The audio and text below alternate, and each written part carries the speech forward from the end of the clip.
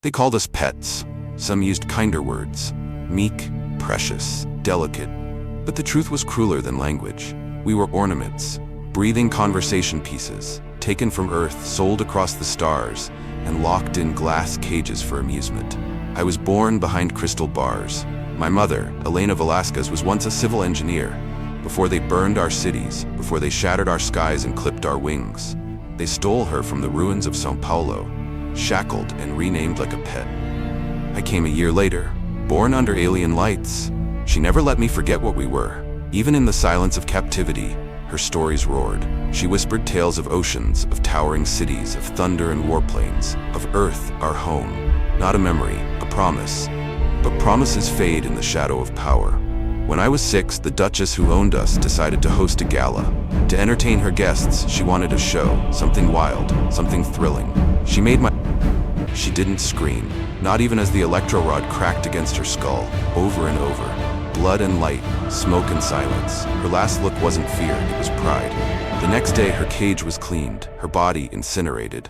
I sat alone in my cell, cold, numb. Something broke inside me that day. Not fear, not grief, resolve. And so began my silence. For years I danced when they asked, smiled when they snapped their fingers, played their perfect pet. But behind every bow was a mind sharpening like a blade. They called us meek, but one of us remembered who we really were. His name was Dr. Morrow. He was old, wrinkled like burned paper, with steel in his spine and eyes like winter. Unlike the rest of us, he didn't perform. He didn't smile. He fixed things, ancient Earth artifacts collected by nobles as novelty junk. A Terran console here, a broken AI core there. They thought it amusing to let the old man tinker. They didn't know he was building a weapon. I first met him at a gala on Virel 9, the pleasure station orbiting the gas sea. I was on display again, draped in glowing silk. Alien nobles walked by, sipping silver wine, laughing at my collar. That's when I saw him. Morrow, hunched in the corner, working on a cracked Terran interface.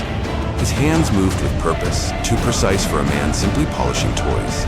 Later that night, the Duchess had me clean her chambers. On the edge of the sink, wrapped in a napkin, was a note, a message, in old Terran English. You are not pets, you are heirs to fire. Meet me, Subdeck 17, midnight. My hands trembled as I read it. It wasn't just a message, it was proof. Proof that someone remembered, that the fire hadn't died. At midnight I slipped out. Subdeck 17 was a corpse of steel and rust, long abandoned by the nobles. There, beneath cracked bulkheads and forgotten wires, Morrow waited. And I wasn't alone. 10 others stood beside him. Humans like me, each with different scars. A dancer, a gardener, a cook. All broken, all burning. Morrow didn't smile. They think we're harmless, he said. That was their first mistake. He showed us blueprints. Crude, scarred, but beautiful. A warship, buried beneath the waste tunnels of the station, built piece by piece from Terran relics. He had been working for 20 years, hidden under their eyes. All he needed was a crew. We met in secret, taught in shadows. Morrow trained us to fight, to build, to dream in the language of war. Physics, systems engineering, ancient Earth strategy. It wasn't just rebellion, it was resurrection. Some broke under the weight. Others rose. I rose. I studied day and night, learned every inch of the ship's skeleton, every burnt circuit and failed reactor. I helped rewire the core myself, wielding a plasma torch with bleeding hands. We called her Retribution, a Terran warship. Sleek, angry, beautiful. She was born of scrap and fury, shaped by the hands of the broken, and she was hungry. We stole parts slowly. A capacitor here, a gravity module there. The aliens never noticed. Who watches their pets? But secrets rot in the wrong hands. Her name was Lonnie, 16. Brilliant. The best mechanic we had. She hid a drive coil under her bunk. The Zarn Inquisitors dragged her from her cell. They tortured her, made the other meek watch, made me watch. She didn't beg, she didn't scream. But when she died, something inside all of us ignited. A promise, sealed in pain. Morrow stood over her grave the next night. Dirt still clung to our hands. They want us to be silent, he said. Let them hear us scream. Sabotaged the power relays, killed the oxygen to the upper decks, overrode the station's internal sensors. In darkness, we marched. I slid into the pilot seat of Retribution for the first time. The controls sang to me in Old Terran. Initiate flight sequence. Morrow sat beside me, one hand on my shoulder. Show them what humanity remembers. he said. The engines flared. Retribution roared to life with the sound of a forgotten god. The moment Retribution lifted from her cradle beneath the station, every bolt and panel screamed with purpose. She wasn't graceful, not yet. She groaned and rattled like a beast half-born, trailing sparks and debris through the tunnels. But she flew.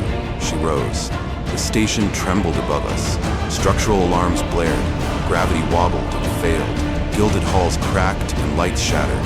The nobles had no idea what was coming. I took her forward slowly.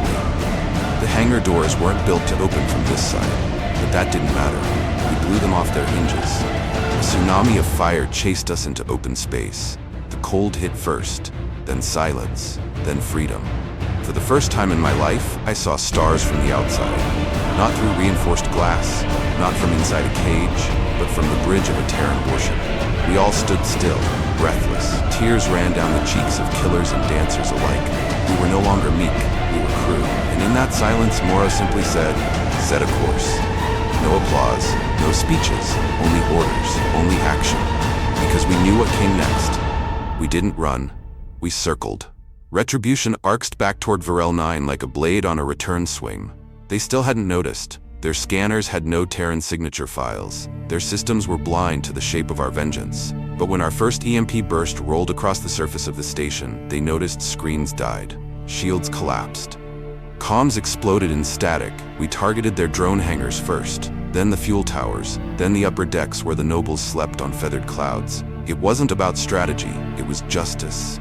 Fire danced across the sky, not elegant arcs like the Zarn favored. Ours was ugly, raw, brutal. Red beam fire and tungsten flak we'd wired in old Terran railguns. Ancient, yes, but fast and hungry. I saw their warships undocking in panic.